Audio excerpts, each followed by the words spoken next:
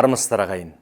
Өздеріңізбен бірге Жетісу облыстық қоғамдық саяси әлеуметтік экономикалық Жетісу газеті және өткен аптадағы елде елең еткізген негізгі жаңалықтарға шолу жасайтын мен Рүстем Жанболатұлы. Сонымен өткен аптада әріптестеріміздің назарына не ілікті? Апта қандай жаңалықтармен есте қалды? Бірге шолып өтейік. Шолуымызды сейсенбілік нөмірден бастайық. Қазақстан Республикасы цифрлық даму, инновациялар және аэроғарыш өнеркәсібі бірінші вице-министрі Қаныш Төлеушин жұмыс сапарымен Талдықорған қаласына келіп, жергілікті тұрғындармен кездесу өткізді.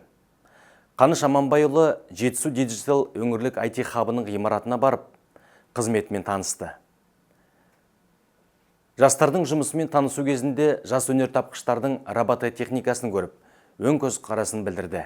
Келесі кезекте бірінші вице-министр халықпен кездесіп, облыстық цифрлық даму, қауіпсіздік және білім беру салаларында айтарлықтай нәтижелерге қол жеткізгенін, алдағы кезеңде интернет сапасын арттыру, заманауи технологияларды кеңінен енгізу, халыққа көрсетілетін қызметтердің сапасын одан әрі жетілдіру бағытында жүйелі жұмыс жалғасатынын жеткізді.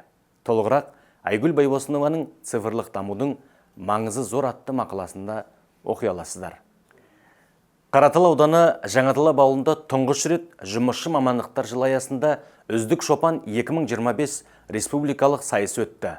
Ата кәсіпті ардақтап, ел дәстүрін жалғастырған еңбеккерлерге арналған жарысты биязы және биязылау жүнді қой тұқымдарының республикалық палатасы, аудан әкімдігі, Бақыт Қаратал жеке шектеулі серіктестігі ұйымдастырды.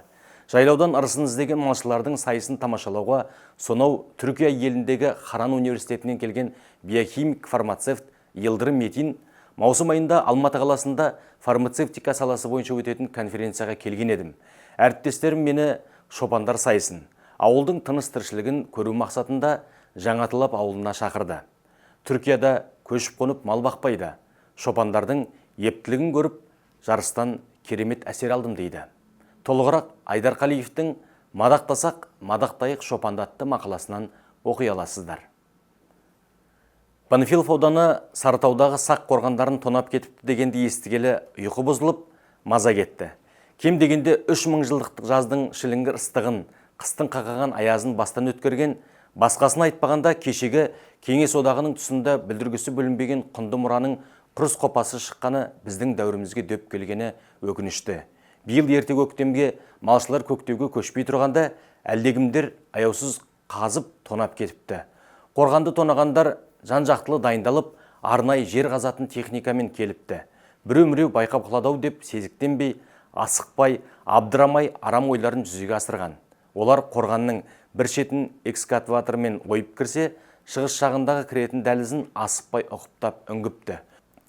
Тонаушылардың ісі жауапсыз қалмай ма? Жергілікті өлкетанушылар не дейді? Аталған қорған мемлекет тарапынан қорғауға алына ма? Осы және басқа да сұрақтардың жауабын әріптесіміз Қажетандастың «Қорғанын қорғай алмаған, отанын қорғай алама» атты мақаласында тарқатып айтады. Бейсенбілік нөмірден оқитындарыңыз.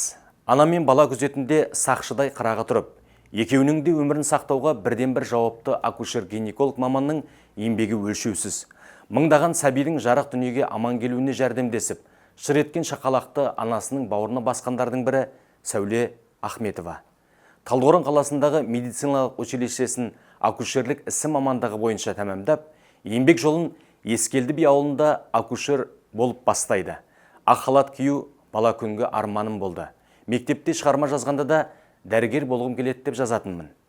Арманым орындалып, сүйікті жұмысымды істеп жүрмін дейді. 32 жыл ана мен бала өміріне жауапты жұмысты атқарып келе жатқан Сәуле Жансерік қызы.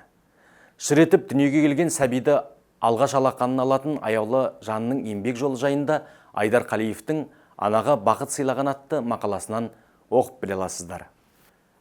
Көктемнің бір күні жылға азық. Нәсібін қырдан іздеген шаруа адамдары көктемнің әрбір күнін тиімді пайдалануда.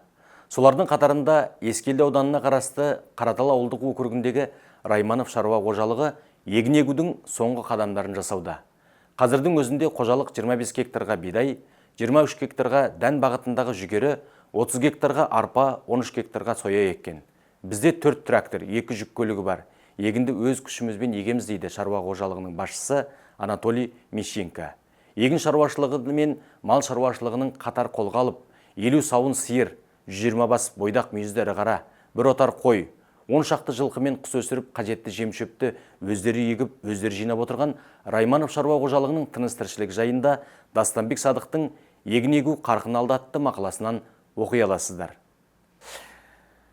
Талдықорған қаласындағы Мағжан Жұмабаев атындағы нөмір 19 мектеп гимназиясында өскелең ұрпақ пен жергілікті билік өкілдерінің арасында кездесу өтті. Бұл басқосу жай ғана жиын емес, жас ұрпақтың ойын тыңдап, олардың бойындағы мүмкіндікті оятуға бағытталған маңызды диалог алаңы болды. Шара этика және құқық мәселелері жөніндегі ментор жобасының аясында ұйымдастырылды. Жазғы уақытта оқушылардың жұмыспен қамтылуы, волонтерлік пен мәдени жобаларға қатыстырылуы, жастар кәсіпкерлігін дамыту мәселелері көтерілді. Сонымен қатар кибербуллинг, әлеуметтік желілердегі қарым-қатынас мәдениеті сияқты жастардың күнделікті өмірінде маңызды орын алатын тақырыптарда қозғалды. Оқушыларды тағы қандай мәселелер алаңдатады? Боламын деген баланың белін буып, талантын ұштауда, мақсатына жетемін деген сенімін нығайтуда қандай жұмыстары атқарылып жатыр? Санжар Сұлтанғазы болашаққа бастар жол атты мақаласында тарқатып айтады. Сенбілік нөмірдің негізгі тақырыптарына тоқтала кетсек. Жансүгіров ауылында халықтың әлеуметтік осал топтарына арналған 24 пәтерлі тұрғын үй пайдалануға берілді. Халықтың әлеуметтік осал топтарын тұрғын үймен қамтамасыз ету мақсатында ата-анасының қарауынсыз қалған 3 балаға 10 көп балалы отбасына берілсе, 11-і әлеуметтік жағынан әлсіз қорғалған азаматтар категориясы арқылы табыс етілді. Ақсу ауданы бойынша тұрғын үй құрылысына қажетті қаржы облыстық және республикалық бюджеттер есебінен бөлінген. Қазіргі таңда Ақсу ауданында үй кезегінде 716 адам тіркелген.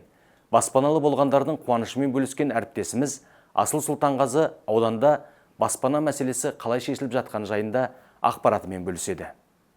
Талдықорған қаласындағы оқушылар сарайында Жетісу дарыны оқу әдістемелік орталығы облыс әкімдігінің қолдауымен халықаралық және республикалық зияткерлік байқаулардың жеңімпаздарына құрмет көрсетіліп, 100-ге жуық оқушы марапатталды. Облыс оқушылары халықаралық білім сайыстарында 8 жүлделі орынға ие болды. Ал республикалық олимпиаданың финалдық кезеңінің қорытындысы бойынша 63 жеңімпаз жеңіс тұғырынан көрінді. Жеңімпаздар қатарында Алакөл ауданы Жыланды ауылындағы дарынды балаларға арналған мектеп-интернатының ОТ-7 командасы, Талдықорған қаласындағы Мұхтар Арын атындағы нөмір 24 мамандандырылған лицейі, Ескелді ауданындағы Титов атындағы орта мектептің 2 сынып оқушысы Ғалымбек Айбекұлы, нөмір 20 мектеп лицейінің 10 сынып оқушысы Сайдахон Шербоева, тағы басқа оқушылар бар. Жалпы білім беретін пәндер бойынша халықаралық және республикалық ғылыми жобаларды байқауларының және республикалық олимпиаданың жеңімпаздары мен жүлдегерлері облыс әкімінің ақшалай сертификаттарын иемденді. Толығырақ Еңлік Кенебайдың білімді мыңды жығадатты мақаласында оқи аласыздар. 31 мамыр саяси қуғын-сүргін құрбандарын еске алу күні. 1932 жылдың ызғары артта қалып, Құба-төбел тіршілікке көшкен сәл жылымық сәттен кейін мұқым елдің берекесі бейберекет болып, бір-біріне үрке қарайтын, бір-біріне сескене күндер басталғанын тарихтан білеміз. Үркерде ғана ауылдан халық жалуары табылып, ата тегі тірелгіліп, сөз баққан, ойына өрмек құрылып, тіліне кісен салынған аңдыс науқан 1937 жылғы репрессия басталған еді. Білімді азаматтар жаппай жазаланғаннан кейін біреуге ешқандай қиянат жасамаған, саясаттың ауылынан айдалада жүрген, ауылынан қозы көш жерге шығып көрмегендерге де кінә тағылып, таққан айыптарын мойындатқан заман болды. Көздің жасымен, жүректің қанымен жазылған тарихымызға газеттің 3-4 беттері толық арналып отыр. Өткен аптаның негізгі жаңалықтары осындай болды. Газеттен басқа да танымдық, тағылымдық, ақпараттық материалдармен Жетісу.kz сайты арқылы да таныса аласыздар. Аман, сау болыңыздар.